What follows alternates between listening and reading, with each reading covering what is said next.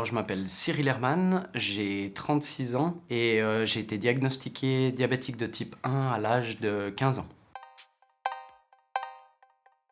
J'ai été diagnostiqué parce que mon papa avait des connaissances à ce sujet et il a estimé que je consommais peut-être un petit peu trop de boissons parce que j'avais extrêmement soif et puis j'étais tout le temps fatigué, puis ça lui a rappelé quelque chose. Et ça, c'était à l'âge de 15 ans, donc j'étais encore en études. Et depuis là, le parcours n'a pas toujours été facile parce que quand on est en plein dans les études, dans les examens, il y a des passages difficiles. Au départ, on prend ça comme un affront. On prend ça comme un combat qu'on doit faire contre une maladie. Et plus on va dans le temps, plus on se rend compte qu'on apprend des choses sur le corps. Et moi, j'ai ressenti beaucoup de colère au départ. Et une fois qu'on commence à l'accepter, on voit qu'on apprend des choses sur nous-mêmes et puis des fois c'est une force en fait. On apprend à se connaître plus loin que ce qu'une personne normale sait. Par exemple sur les nutriments, sur le corps, sur comment il réagit en fonction de quoi, sur les émotions. Et ça nous pousse à la réflexion puis on va beaucoup plus loin. Donc j'ai eu beaucoup de colère, puis après beaucoup d'appréhension au départ. Et après, l'empathie est venue, puis je pense que je me suis apaisé avec le temps. Mais on a toujours dans le coin de la tête une petite partie qui fait « Ah non, il est encore là. Ah non, il est encore là. » C'est toujours quelque chose qui reste. Et la vie, elle n'est pas facile. Mais on peut dire que on ressent beaucoup de difficultés à affronter les choses, mais on s'en sort grandi. Au tout départ, mon médecin m'a dit qu'il y avait peut-être une opportunité que ça soit plus facile pour commander du matériel pour le diabète, et donc les stylos, l'insuline, etc., avec l'association. Et j'ai pris contact avec eux, puis je leur ai parlé de la motivation que j'avais pour les technologies, pour l'avancée en fait, la recherche. Et j'ai pris contact avec eux aussi pour prendre et commander ce matériel via l'assurance parce que je voyageais beaucoup, c'était difficile. Donc ils m'ont donné des clés pour que ça soit plus facile. Puis avec le temps, on est parti dans la technologie, donc pompe à insuline et tout ça, et ça, le lien il s'est créé avec ça. Puis j'ai dit j'étais partant à faire d'autres choses. Est-ce que s'ils avaient besoin d'aide pour quelque chose, je me suis dit, étant plus jeune, c'était pas facile pour moi. Est-ce que je peux aider les autres? Et les autres qui sont dans le même cas que moi, plus jeunes. Et ils m'ont dit, oui, on a des parents qui ont plein de questions, on a des gens qui ont envie d'aide, ou des accompagnements pour aller au camp, par exemple. C'est difficile d'obtenir des aides de l'État ou des subsides pour financer les gens, pour aider les jeunes. Et du coup, je me suis mis avec l'association dans ce but-là.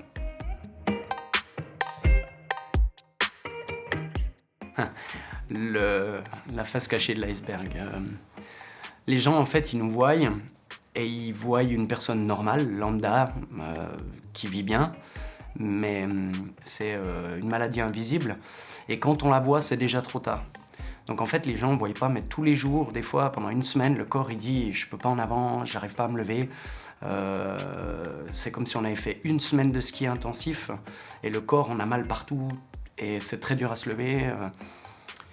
Quand on est dans des phases soit d'hyperglycémie ou d'hypoglycémie qui arrivent avec les émotions, des fois on ne peut pas contrôler, ça prend énormément de fatigue, d'énergie, on se sent très fatigué, on est à fleur de peau.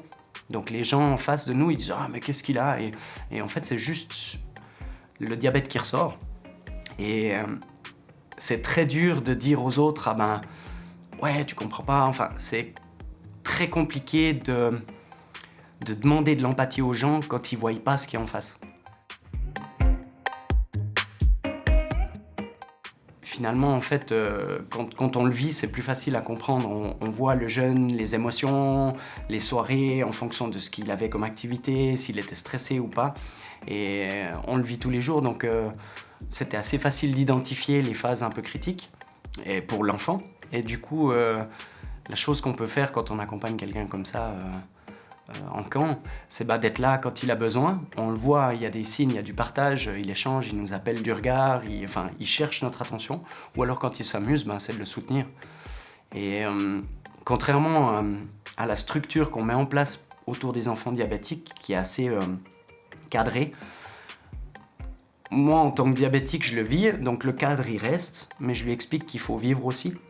Donc s'il a besoin de quelque chose ou qu'il a envie de quelque chose pour vivre comme les autres jeunes, je lui disais mais prends. Par contre, tu sais ce que tu prends. Si par exemple tu veux un biscuit en plus, bah, tu le sais et tu me dis et on pique. C'est la rigueur en fait qui fait que tu pourras faire tout comme les autres. Ça demande un petit peu plus d'attention, mais tu pourras faire pareil. Et ça a à chaque fois marché. En fait, ils pouvaient simplement profiter de leur camp. Les choses dont je me souviens, c'est les camps que j'ai eus avec les jeunes. Avec l'école, je me rappelle, j'ai des flashbacks d'images de camps et c'est tout. L'école un peu moins, on se souvient moins des maths, on se souvient moins, mais par contre les camps on s'en souvient. Pour moi c'était important. C'est une question très importante et très difficile à répondre. De jamais laisser tomber. Ça peut pas aller plus loin. C'est vraiment de tout faire pour réussir parce que ça en vaut la peine. Vraiment. Et puis, à travers le temps, je me suis dit, ce diabète de type 1, si je veux pouvoir faire quelque chose, il faut que je me batte.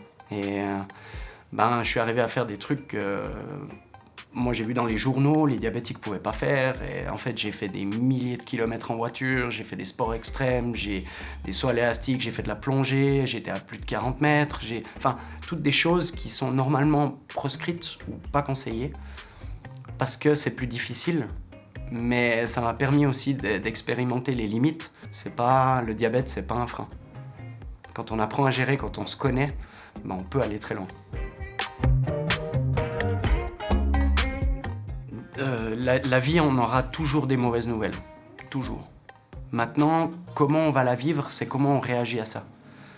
Donc moi, ce que je peux dire, c'est, je reviens sur le leitmotiv vraiment, c'est de continuer à se battre et de savoir s'écouter. Parce que c'est le plus important. Finalement, moi, avec mon diabète, il y a plus de moments où je passe à écouter ce que mon corps me dit, et il a souvent raison. Vraiment, si on prend attention à ce qu'il demande, il a souvent raison, donc c'est savoir s'écouter, pas laisser tomber. Et puis, il y a des gens qui nous entourent, qui sont là pour nous aider. Donc, faut pas hésiter à demander de l'aide. Qu'on me pose la question, « Ah, t'es diabétique, il faut pas que tu manges du sucre ». Alors ça, c'est une phrase qui me pas m'exècre, mais on va pas dire presque autant.